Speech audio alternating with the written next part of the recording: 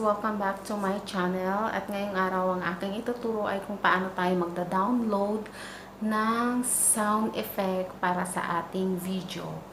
Madami tayong mahanap na sound effect sa YouTube. Ang problema natin ay kung paano natin to i-download at i-apply dun sa mga video na ginagawa natin. Tulad ng sabi ko before sa inyo, ang mga tinuturo ko lang ay mga basic lang at sa napakadaling paraan.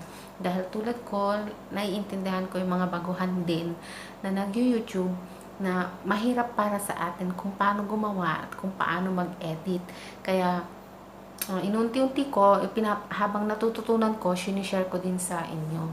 So, may mga ipaparinig din akong sound sa inyo na sound effect na kadalasang ginagamit sa YouTube, kadalasang ginagamit ng mga nag-YouTube.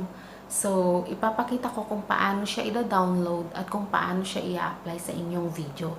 Pero, siguro yung pag-apply na lang doon sa video natin, sa next vlog ko na lang yon. Siguro ngayon, ang ituturo ko lang muna ay kung paano nyo siya i-download doon sa paano nyo siya i-download sa cellphone nyo. Kasi kadalasan naman sa atin, cellphone lang ang ginagamit natin. Syempre, hindi pa tayo virtual at pa tayong pambili ng mga mamahaling camera, ganyan. So, magpapakita ulit ako dyan ng video na ipapakita sa inyo kung paano ko siya dina-download at kung paano siya i-apply nyo sa inyong gagawing video. So, let's start in 1, 2, 3. So, eto guys, tuturuan ko kayo ulit naman ngayon kung paano ang mag-download ng mga sound effects sa YouTube. Siguro ang ituturo ko sa inyo ay dalawang klase. Dati kasi meron akong ginagamit na isang downloader. Yun nga lang hindi ko na siya mahanap ngayon sa Google. So, ituturo ko sa inyo yung isa. Una, punta kayo sa YouTube. Tapos doon, i-search nyo yung, for example, yung sad meme sound effect. Yan. Check natin kung ito ba yun. Yan. Check na. Yan.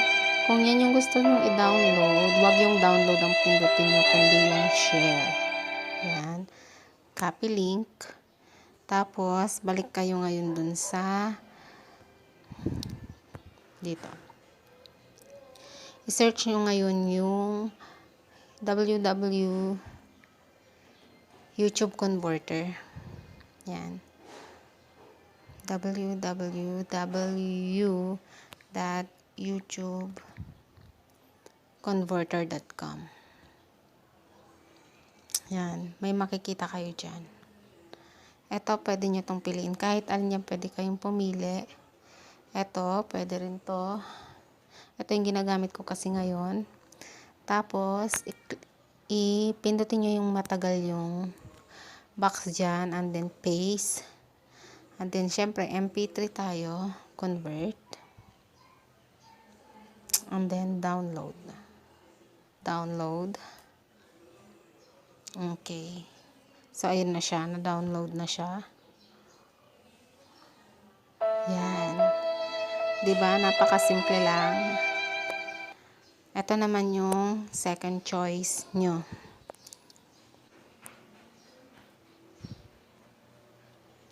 Yan. Search nyo yung MP3 choices. Yan. Pero tingin ko mas mapapadali kayo dito. Crickets. Dito pala. Search nyo yung Crickets. Yan. Sound effect. Yan. Cricket sound effect. Play nyo muna para sigurado tayo kung yan nga yung gusto nating i-download. Check lang natin. Yan. Pwede yan. Pili lang kayo. Awkward crickets. Ito. Play din natin. Ito yung nakita natin kanina. Yan. Yan. Tapos makikita nyo dyan yung download. Yan. Tapos pag nakita nyo, the file is ready. Yan. Nagda-download. Open. Yan. Automatic yan, guys. Nandun na siya sa ano nyo. Check nyo siya sa my folder nyo. Nandun na siya.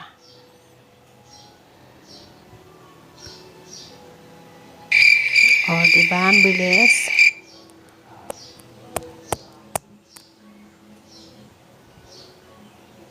Guys, and I hope you like it at sana nagustuhan nyo ang aking video at kung sakali mang nagustuhan nyo, sana po ay mag-like kayo at pindutin po ang subscribe button at saka yung notification bell para sa mga susunod ko na video ay ma-notify po kayo.